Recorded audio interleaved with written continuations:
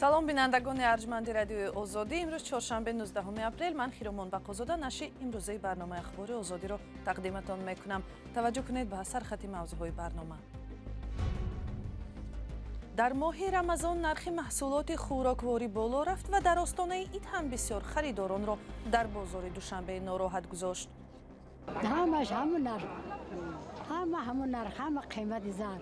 чикор кунем? ҳамин иди арафаи рамазон ҳама нарх бардоштанд. баландошиёна лозим нест майдончаи варзишӣ дар кор аст. сокинони як маҳалла дар шаҳри Исфара барои пешгирӣ аз сохтмон ба додгоҳ муроҷиат карданд. اینجا بسکتبال و والیبال بود من اینجا فوتبال و چیزهای حربی و ها مسابقه همش همینجا گذشت.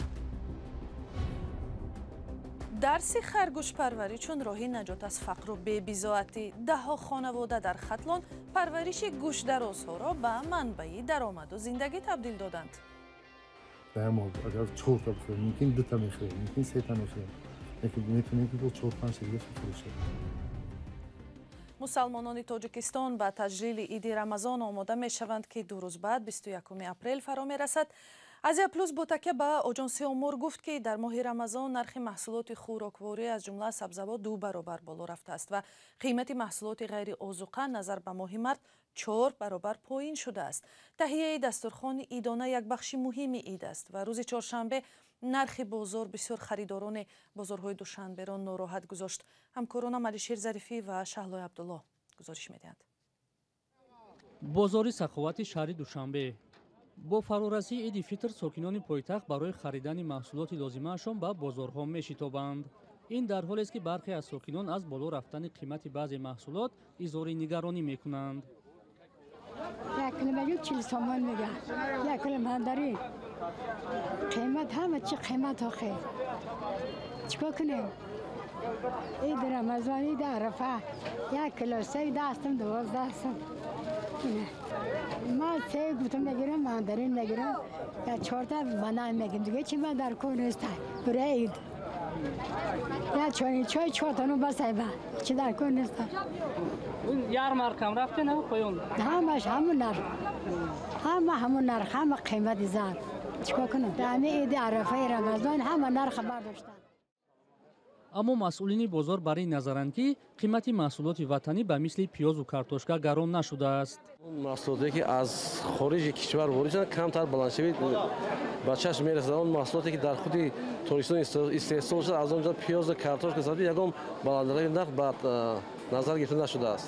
гӯшт ҳаст арзон, нархи ҳам пешина бар ин орд пасттар шудагӣ, шакар арзон, равған ози арзон шудагӣ ҳама зиёд.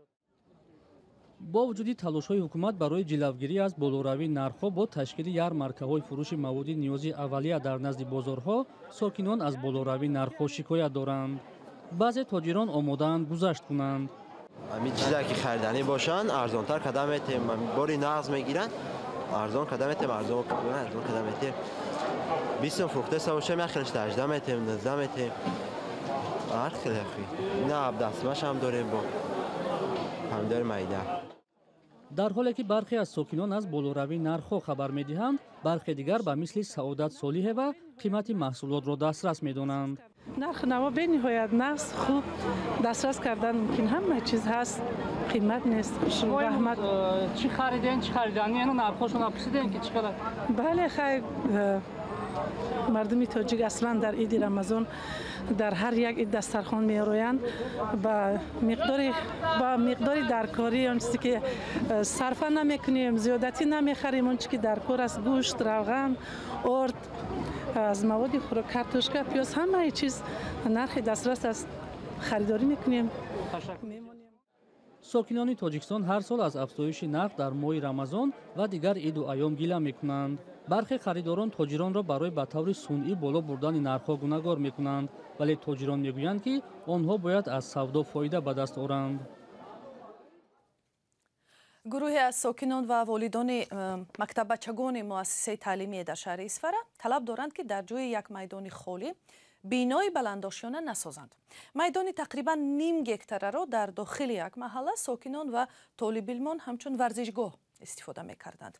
مقامات به ساختمان بنا اجازت دادند ولی ساکنان این مسئله را تا به دادگاه کشاندند. فرزان محمدی با ساکنان و صاحبکاران در اسفره صحبت کرد و حالا گزارش او را میبینیم. مردم میگویند این میدان خالی و بی‌صاحب نیست و ساختمان بلندآشانه نورسان گذرهای جوی بالا، مولدان، گذر ایشان و سیدان را از ورزشگاه محروم میکند. اینجا بسکتبال و والیبال بود. من اینجا فوتبال و چیزهای حربی و مسابقه همش همینجا گذشت. این طرف دایراندا غیر از همین استادیوم دیگه استادیوم نیست. پدر و مادران بار چندم است که به رادیو آزادی رو می‌آورند و میگویند خواهش آنها را کسی گوش کردنی نیست و این بحث 3 ماه باز ادامه دارد. حالا میدان را برای ساختمان بنای بلندآشانه آماده می‌کنند ولی از نوارهایی که ساکنان 3 ماه پیش فرستادند دیده می‌شود که نورسان در اینجا به بازی‌های ورزشی مشغولند. اینجا به مکتب رقم 2 شهر نزدیک است که میدانچه ورزشی ندارد. هرچند میدان تخریب گردیده رسما مربوط وزارت معارف نیست، آن را چندین 10 ساله همچون ورزشگاه استفاده کردند. این را بخش معارف شهر نیز ثابت می‌نماید. از دوره‌های سال‌های 1980 تا سال 1990 میدانچه ورزشی تابع به مؤسسه تصمیم رقم 2 بود. وقتی که در این میدانچه ورزشی هم میدانچه ورزشی بود و هم میدان حربی بود. منوچهر ولیف صاحبکار از شهر اسفره میگوید طبق قرار حکومت شهر اسفره آخر ماه ینور به این زمین صاحب گردید و نیت ساختن مرکزی معیشی و استقامتی را دارد. در قرار شهرداری اسفره هم نوشته شده است که این قطعه زمین به منوچهر ولیف برای ساختمان 2 عدد خانه استقامتی زمانوی و بنای استقامتی بسیار حجرگی بلندآشانه داده شود. ولی حالا با شکایت ساکنان و بررسی دادگاه ساختمان آن موقتا بازداشته شده است. یک ماه پیش کار شد داشتگی اگه که کار تاکیدی میموندم یک ماه بعد اگه که کار ساختمان دسترسیش نمی‌شود. خود حالنامه‌اش برور داد ولی ما سرتیفیکات گرفتیم سرتیفیکات جز ساختمان جدید سانی کار سر می‌کنیم. ساکنان و والدین مکتب بچگان شروع از مقامات محلی تا به دستگاه پرزیدنت نامه‌ای دستجمعانه نوشتند. دادگاه محلی بحث را به فایده صاحبکار حل کرده است ولی پدر و مادران طلب دارند که قرار با نظرداشت منفعت جامعه و مکتبیان بازنگری شود. بنیاد بناهای بلندآشانه سالهای اخیر به مانند گوشه‌های دیگر تاجیکستان در اسفره نیز افزوده است ولی ساکنان میگویند ساختمان بناهای نو موقع زیست آنها را تنگ و تقسیم آب و برق را مشکل میکنند. مسئولان شهرداری میگویند اکثر ساختمان بناهای نو طبق نقشه گنرالی صورت میگیرد و اهالی از این پیشرفت استقبال میکند. فرزان محمدی، رادیو آزادی، شهر اسفره.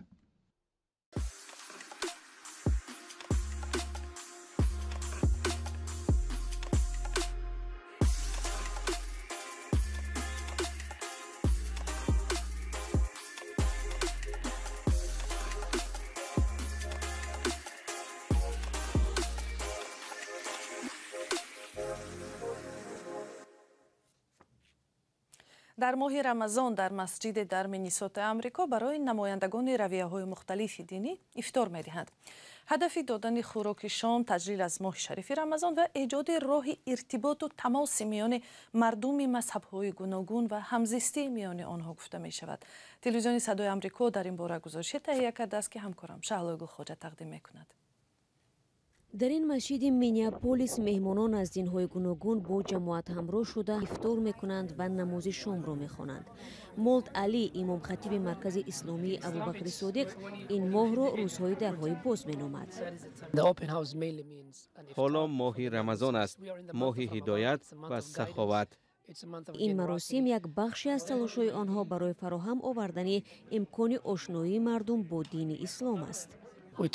ما درباره بعضی تصورات غلطی که مردم در رسانه‌ها میشنوند حرف میزنیم و کوشش میکنیم که بعضی از این تصورات نادرست را از بین برده به مردم زیبایی اسلام را نشان بدهیم. در بین مهمانان ریک جورگنسن رهبری مکتب میانه از ریدوود فالز واقع در ایالت مینیسوتا حضور داشت. جورگنسن که پسرش را به این چاره‌بینی آورده بود گفت او به آموختن دین‌های دیگر توجه زیاد دارد. من درباره عملهای مشخص، اعتقادها، رکنها و چگونه برگزار کردن افطار سوالهای زیاد داشتم. برای من دریافت معلومات عایده آن چیزی که قبلا نمیدانستم و پر کردن این خالیگاه خیلی جالب بود. روبین مانتی مدیر کلی ایچلوف آشخانه مینیسوتا میگوید که معتقد است تبادل غذا موثرترین راه پیدا کردن زبان‌های مشترک و همزیستی افراد مذهبی مختلف میباشد. من فکر میکنم تناول یکجایی خوراک ما را به همدیگر نزدیک میکند. هر قدر بیشتر با هم نشسته خوراک بخوریم درباره یکدیگر زیادتر خواهیم دانست. در مینیاپولیس مسلمانان زیادند. ماه رمضان با عید فطر، جشنی که یکی از مهمترین عیدهای مسلمانان جهان است، به پایان میرسد.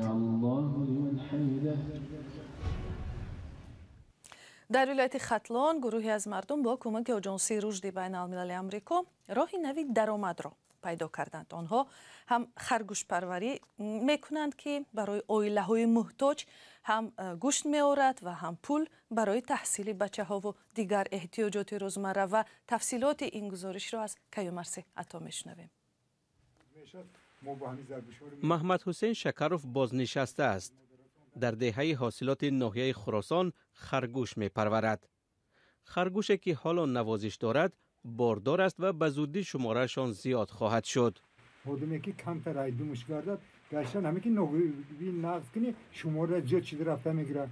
گوشت میخری مثلا پوست در کار میشی یک پوست چی میکنی ما با همون پوست و گوشت پول میشه که پرورش کنه همین زود بگیرد گوشت بگیرد مقصد زندگی تا پیش رو. خرگوش ها را سازمان یوساید بر اساس طرح آذوقه‌واری به خاطر آینده داده است.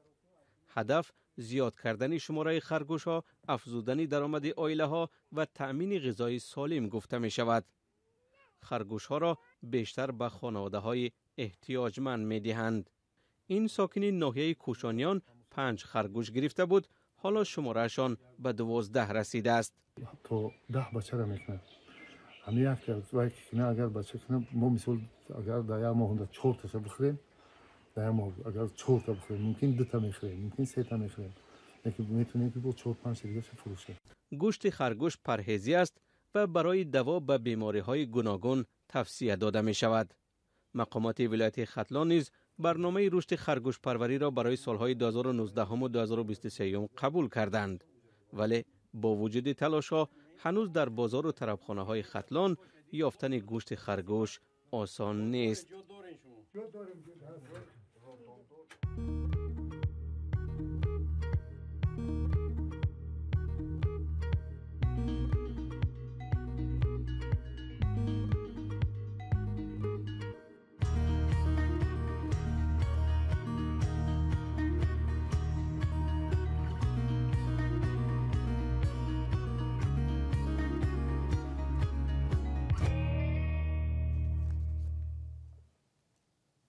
و یک خبر 29 روز نه 30 روز اعلان شدن ماه رمضان امسال از سوی شورای علمای مرکز اسلامی تاجیکستان میان روزه‌داران بحث‌های را به میان آورده است که گویا عید یک روز پیش تجلیل می شود. حالان که اکثر کشورهای دیگر اسلامی نیز چون تاجیکستان عید فطر را جمعه 21 اپریل تجلیل می کند. رادیوی آزادی پاسخ این بحث‌ها را از کمیته دین جویا شد. در این نهاد گفتند که در اسلام از زمان پیامبر تا کنون بارها ماه رمضان 29 روز بوده است.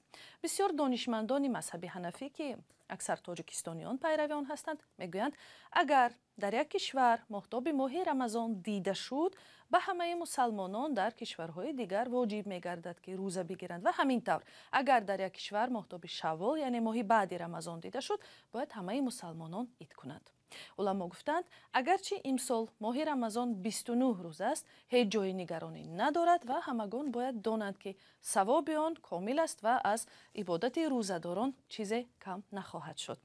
تماشابینان ارجمند، برنامه اخبار آزادی در همین جا به آخر میرسد. خبرهای بیشتر در وبسایت و صحیفه های رادیوی آزادی در فیسبوک و اینستاگرام، توییتر و تلگرام و تیک تاک و ادنکلاسنی که اگر خود شما هم شاهد خبرها، حادثه یا منظره جالب شدید میتوانید از طریق واتساپ و تلگرام با ما در تماس شوید.